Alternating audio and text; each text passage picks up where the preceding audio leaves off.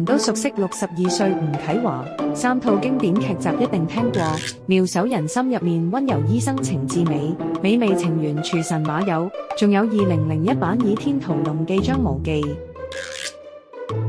近期佢就係將自己20歲年輕樣貌嘅肖像權授權俾內地 AI 電影公司做男主角，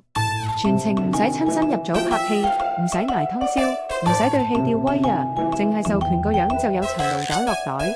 記者問佢收益點，佢大方講酬勞幾可觀，仲爆出金句，就算打跛腳都唔使憂生活。佢話睇完 AI 還原年輕自己嘅成片，好似重新做一次男主角，感覺好新鮮。不過網友即刻分成兩邊炒，支持者覺得係藝人全新出路，年紀大身體唔舒服都有被動收入，但好多新人演員同觀眾就擔心，日後大量 AI 數字演員出街，真人演員越來越難揾工開飯。到底 AI 係搶走大家飯碗，定係額外俾多條揾食出路？評論區講下你睇法。